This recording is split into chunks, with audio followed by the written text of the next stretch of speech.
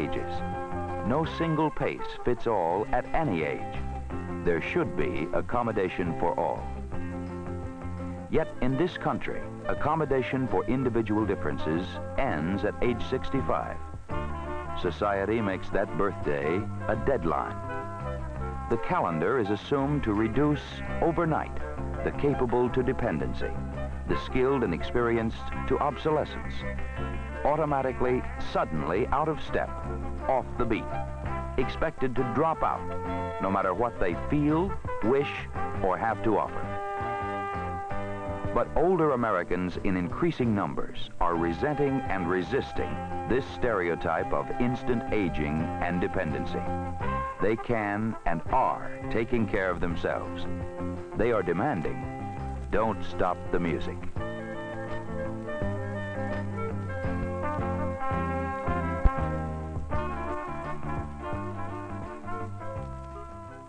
The needs of older people are not really much different from the needs of all human beings.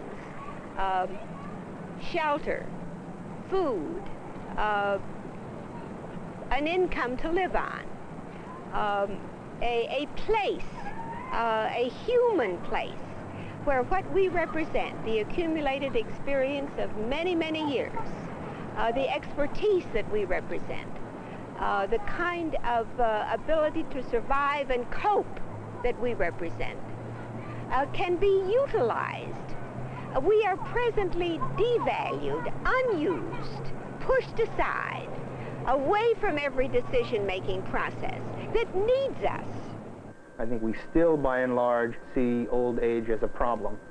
And because we see it as a problem rather than a resource, I think we're thinking about what we can give by way of a kind of a dole, rather than adopting a posture of investing to make for a more productive, enjoyable later life.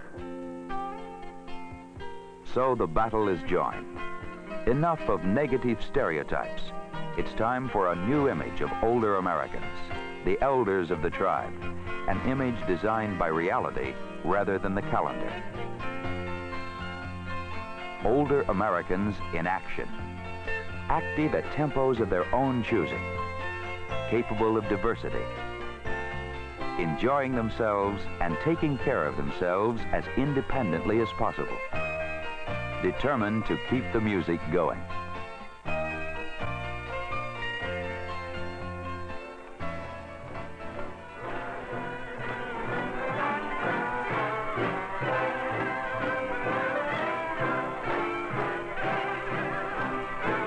For some, the pace is quiet, slow, but happy. For others, a faster beat. That tennis player, close up, is 71 years old. I live across the street from Lafayette Playground, and in the morning, as soon as I wake up, I look outside to see if it is a suitable day for tennis. Unless it's raining or snowing, it's suitable. I play during winter time. We have come here, cleaned the snow, mopped it, and played it, so there wouldn't be any ice. So I really enjoy playing tennis because it gives you mental rest and physical exercise. When you're playing tennis, you don't think about when you're going to die or anything like that. You just think how long you can enjoy your life. I have the name and the telephone numbers of about 65 people. Most of them are retired, and we get together, play tennis in the morning and in the afternoon and in the evenings. I have some friends that they come here to play tennis. He's 86 years old, but every Saturday and Sunday he's here to play tennis, and he enjoys the game. I want to be in good health as long as possible, and the main possible way of doing that is by being occupied with exercise and physical action. How long you can enjoy your life. There are barriers, man-made and natural. Too little money, and few chances to earn more because of arbitrary retirement and a false image of capabilities. But they try. They continue to work where possible, and they look for work. Few calls for it too, for cement block walls and brick walls. Fine. I've built several little buildings for myself and others. And laid cement or mixed cement for cement walks. And In the mountains of Kentucky, they eased their problems with the old skills. Music for fun and recreation. Mountain crafts for the money problem. In Olive Hill, we started working with crafts that are native to the area. Many of our people are very good craftsmen, so that we got together and started working after the meal on items. And then since we found such a good local market, we worked in with the craft store as soon as it started. And now many of our people are selling items that they're making to supplement their income. Much of this goes for food, other goes for clothing and shelter, some to put heat into their homes.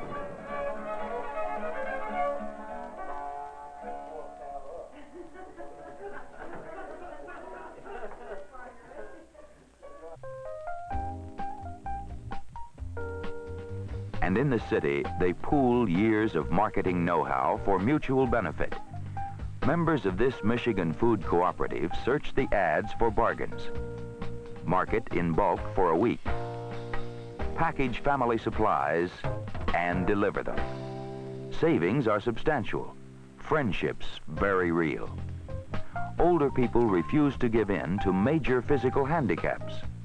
I was a weaver for the lighthouse for many years. And I have a blind husband too, and I have 2 sons.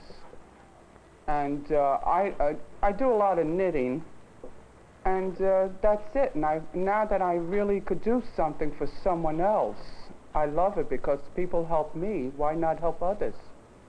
And older people also meet emotional problems head on. Along with all the others. I knew it was up to me to do it because the doctors have been very good, and so is the staff. But I had to make that move, and I think I've made it. And I can truthfully say I've never been so happy.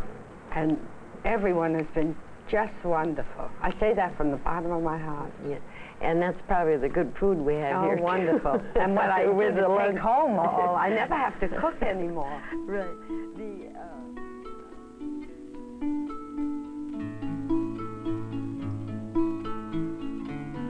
Enjoying all their lives. For many older Americans, this means not only taking care of themselves, but also serving others of all ages, as foster grandparents and as volunteers giving love and care to institutionalized children and to retarded and handicapped persons in hospitals and homes. Do you need any dental work, or was that taken care of when you're in service? I might need. Older people draw on experience as Red Cross counselors to young veterans. But now I've got to get your general medical report. Now, when do you go to the general medical clinic? No. And as legal advocates for the poor. Monday. Have we helped you before? Others provide community service, telling where help exists and helping people reach it. I'll call you back to let you know who your driver is going to be. Older people help communities and organizations provide group meals, combining food and friendship to end isolation. Others deliver a hot meal to the homebound. For some of those served, it is their only human contact of the day. In many communities, seniors make daily reassuring phone calls to persons living alone to check on their well-being and to send help if needed. Others make home delivery of medicines or just come by to turn on a light. In the Indian country of the Southwest, tribal members build new houses for reservation elderly. And in the southern mountains, skilled carpenters repair aged housing for their neighbors and enjoy the doing. These activist older Americans are, of course, the lucky ones, the most outgoing, most self-reliant, and healthiest. They've found or made opportunities against all sorts of odds. Yet, with some community help, often very little, their numbers could go from few to many, enjoying their lives. And many, many more older Americans could find opportunities to serve others. To bring about such change, be far greater community awareness and involvement, and new attitudes toward aging. This is what the Administration on Aging of the Department of Health, Education, and Welfare is working for through its own programs and beyond as federal advocate for older Americans, because a lack of sensitivity toward the aging prevents adequate meeting of their needs or offering of opportunities everywhere. Change of attitude is needed in the health professions, emphasizing early treatment, preventive treatment, and accessibility of services to enable older people to remain active. And there must be therapy designed to restore them to activity, never accepting the myth that once down, an elderly patient must remain bedbound and dependent. Well, I found that one of the old things is very true. Old people are wise. They've had years of experience. Nothing really is very new to them. Oh, some of the techniques and some of the methods of doing things might be new, but not the essentials of life. And that's what you're approaching people on. Because when you treat someone, what you've got to do is have them want to do what you want them to do.